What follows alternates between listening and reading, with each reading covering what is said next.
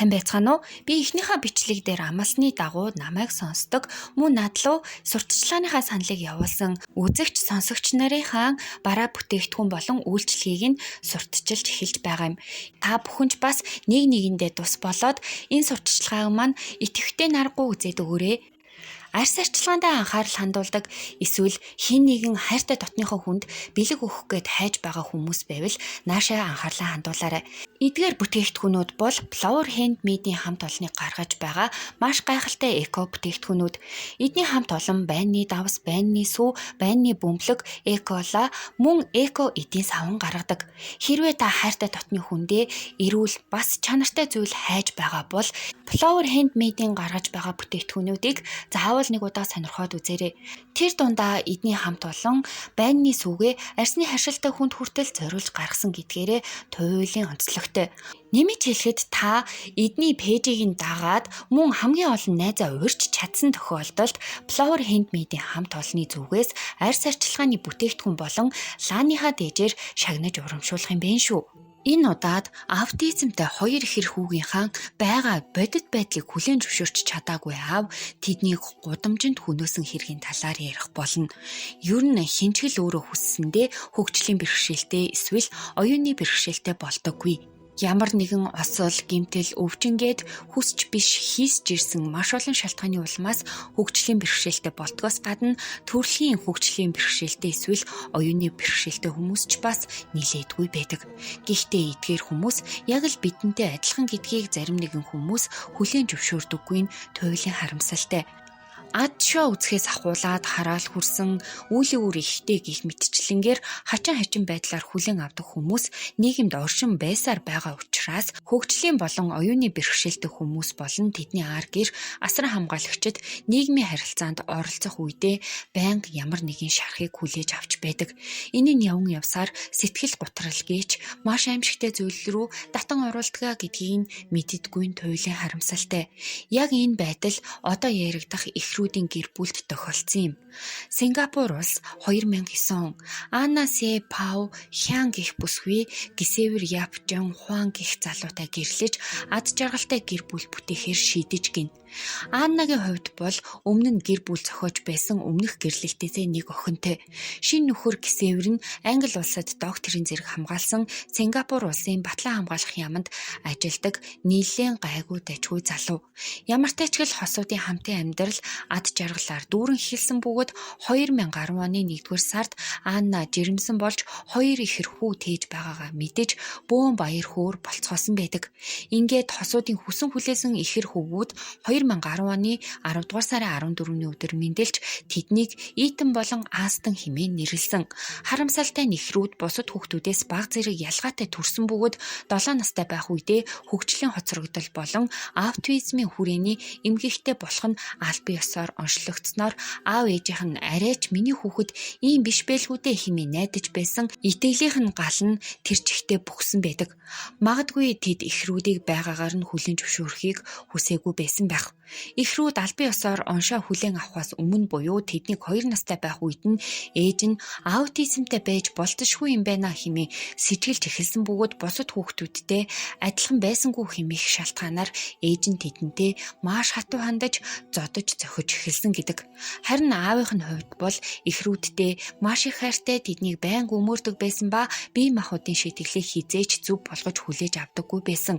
За яг энэ байдлаас болоод энэ гэр бүлийн хагарал баг багаар эхэлсэн. Ихрүүд оншоо хүлээж авах үед эмчин тэдэнд тусгай боловсрол шаардлагатай хэмээн аав ээжд нь тусгай сургуульд оруулах хэрэгтэй шүү хэмээн зөвлөсөн боловч тэд ерөөсөө хүлээн зөвшөөрөхийг хүсээгүй. Ялангуяа ээж нь. Тийм ч учраас ээж нь хүсснийхаа дагуу ихрүүдийг 9 нас хүрсэн жил гэрийнхээ ойролцоо байх ерөнхий боловсролын сургуульд 1-р ангид эсвүүлэн оруулсан бөгөөд тэднийг хичээлд зөөхийн тулд гэрийн үйлчлэгч хүртэл хөлслөн авсан. Гэхдээ гэрийн үйлчлэгч ээж хоёрын нэг нь эзгүй байгаа тохиолдолд ихрүүдийн нэг нь заавал хичээл таслах шаардлага тулгардаг байсан аж.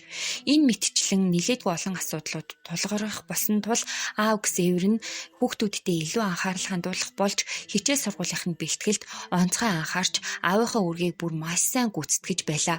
Харамсалтай нь цаг хугацаа өнгөрөхийн хэрээр эхрүүдийн ээж Анна аутизмтай хүүхдүүдээ улам ихээр үзен ядах болж нэг ёсондоо хүүхдүүдээ байгаагаар нь хайрлахаас татгалцсан ба тэднээс зүгтаах гэж хүртэл оролдож эхэлсэн. Тодорхойлбол тэрээр 2017 оноос эхлэн гэр бүлээс гадуурх харилцаа үүсгэсэн бөгөөд эхрүүдийг илт ад шоу үзэж эхэлсэн ба энэ болгоныг нөхөр нь мэдэж байсан хэрнээл мэдэхгүй байгаа юм шиг өнгөрөхөөр шийдчихсэн. Харамсалтай нь 2019 онд бараг л ил цагаандаа гарч нөхрөөсөө салах хүсэлтэй байгаагаа хэлж өөрөө эхрүүдийг бие лав авахгүй шүү хэмээн хэлэх болсон. Яг энэ явдлаас болоод эхрүүдийн аав Ксевер хүүхдүүдийнхээ ирээдүйд маш их санаа зовох болсон бөгөөд хэрвээ би байхгүй болчихвол эхрүүдийг минь хийн харж хандах билээ гэх зовнилоор өөрийнхөө сэтгэлийг дүүргэж эхэлсэн. Магадгүй хөгжлийн бэрхшээлтэй эсвэл оюуны бэрхшээлтэй хүүхдтэй бүхий л хүмүүс ингэж боддог байх. Ксеверийн энэхүү зовнил уур уцаараар илрэн гарах болж өмнө нь хизээж гар хүрч байгаагүй эхрүүдлүгээ гар хүртэл далайх болсон. Энэ гэр бүлийн нөхцөл байдал 2021 онд улам бүр дордож эхрүүдийн ээж жинхэнэ утгаараа хүүхдүүдийнхээ эмгэгт бууж өгсөн бөгөөд сургуулийн зүгээс эхрүүдийг энгийн хүүхдүүдтэй хамт суралцах чадамжгүй хэмээн үзэж шилжүүлэх шахалтыг хүртэл үзүүлэх болсон байдаг. Хайртай хүүхдүүд нь муухайгаар хэлэхэд сургуулаасаа хөөгдөөд ээжтэй хаягдж зүгээр л тоглоомын талбай дээр тоглож байхдаа нийгмийн гадуурхалтанд өртөж байсан нь Ксеверийн хувьд дэвчхийг үнэхээр хүсмээргүй тийм муухай зүйл болж хуурсан. Тийм ч учраас 2021 оны сүүл үе 2022 оны ихэнх үеэс ахуулаад өөрийнхөө амийг хорлох тухай Ксевер маш тийм нухацтайгаар бодож эхэлсэн боловч би байхгүй бол эхрүүд минь яах билээ гэх асуултанд хариулт олж чадахгүй байсан учраас амиа хорлож чадахгүй хүлээж байсан. Ийхүү бодон бодсоор байгаад тэрээр нэгэн хариултыг олсон нь би эхрүүдээ өөрөө аваад нөгөө ертөнцийн рүү явчих юм бол болох юм бэ штэ гэдэг хариулт байсан юм. Гэхдээ түүний санааг яг нэг зүйл зовоосон хിവэрэ байлаа. Тэр нь хэрвээ бид гурав нэг өдөр өгчих юм бол намайг манай ээж оршуулад өгчих нь тодорхой. Харин эхрүүдийн ээж тэднийг оршуулж өгөхөөс хүртэл татгалзаад зүгээр хайчихвал яах билээ гэх зовнил байсан юм. Гар урлалын бүтээгдэхүүн гэдэг үйлдвэрийн бүтээгдэхүүнээс бага зэрэг ялгаатай. Учир нь гар урлалын бүтээгдэхүүнд маш их хайр болон сэтгэл шингэсэн байдаг. Ингээд та хайр болон сэтгэл шингэсэн маш гайхалтай бэлэг хайж байвал Amis workshop-ыг заавал нэг ороод сонирхоод үзээрэй. Amis workshop-ын уран бүсгүй маань та бүхний хүссэн өнгө, загвар дизайнаар хүссэн чихэмэл болон гар урлалын бүтээгдэхүүнүүдийг чинь маш чанартай байдлаар хийгээд өгөх учраас хэрвээ та ийм маш хөөрхөн чихэмлүүдийг бүтээж авахыг хүсэж байгаа бол Amis workshop-той холбогдоорой. Мөн та энэ уран бүсгүйг дэмжиж Facebook пэйж дээр нь заавал лайк дараад өгөөрэй. 2022 оны 1-р сарын 21-ний өдөр Ксевер эхрүүдийг сургуулиас аваад гэрлүүгээ харих замдаа тэднийг гэрийнхээ ойролцоо байх тоглоомын талбай дээр тоглуулсан байдаг. Гэвч тоглож буй эхрүүдээ хараад сэтгэл нь маш ихээр өвдөж өнөөдөр л уучраа олох хэрэгтэй юм байна гэд шийдчихсэн. Тодорхойлбол Итан болон Астон эхрүүдийг аав Ксевер нь өөрийнхөө гараар хөнөөгөөд буйны ажлыг нь өөрийнхөө гараар хийж дуусгачаад өөрөө араас нь очно гэд нэг мөсөн шийдчихсэн. Ингээд тэрээр хүүхдүүдэд дагуулад тоглоомын талбай ойролцоо байх нэгэн нүхэн гарц руу орсон бөгөөд өөртөө байсан скотчийг ашиглаж дүүжлүр хийгээд эхрүүдийг дүүжлэх гэж оролцсон боловч энэ нь эхлнээсээ амжилтгүй болж тасарч унсан байдаг. Гэсэн ч тэрээр бууж өгөхийг хүссэнгүй. Дүүжлүүрэн тасарсны дараа Итнийг гараараа боомлж хөнөөсөн бөгөөд энэ үйл явцыг түүний ихэр Астон яг хажуунаас нь хараад өөрийнхөө ээлжийг хүлээн зогссон. Итнийг хөнөөснийхөө дараа Астныг ч мөн боомлж хөнөөсөн байдаг. Эхрүүдийг хөнөөснийхөө дараа Ксевер яагаад ч юм бэ сэтгэлийн асар том тайтгарлыг мэдэрсэн бөгөөд эхрүүд байхгүй болчихсноос хойш би яагаад өөхөх ёстой юм болоо гэдэг бодол хүртэл давхар төрсөн тухайгаа ярьдаг. Тийм ч учраас тэрээр тухайн үедээ нэгэн шийдвэрийг гаргасан нь энэ хэрэгээс мултрах шийдвэр байсан юм. Тэрээр тэр хавьд байсан нэгэн чулууг авч нүүрлүгөө зохиомол халдлагын хэрэг үүсгэхээр оролцсон бөгөөд тэр даруй цагдаа дуудаж мэдгдсэн. Цагдаа нар хэргийн газарт ирэх үед Гисевер бидэн лүү 40 гаруй насны өндөр туранхай залуу гинэтгэн л дайрж ирээд хөвгүүдийн маань хөнөөгөөд намайг хөнөөх гэж оролдлоо хэмээн хэлсэн бөгөөд цагдаа нар ч түүний үгэнд итгэж сэжигтнийг ирэн хайж эхэлсэн байдаг. Гэхдээ Гисевер яг нарийн ам зураг гаргаж өгч чадаагүй учраас цагдаа нар гэрч нарыг хайж эхэлсэн боловч тэр хавьд явж байсан нэг ч хүн халдлагын талаар мэдээгүй, мөн ямар ч дуу чимээ сонсоогүй байгаа нь цагдаа нарт нэг л тийм сэжигтэй санагдаад явчихсан. Уул нь гигийн цагаан өдөр хотгоны дунд үлдгэсэн хэрэг учраас ямар нэгэн хүн заавал харсан эсвэл сонссон л байх учиртай шүү дээ.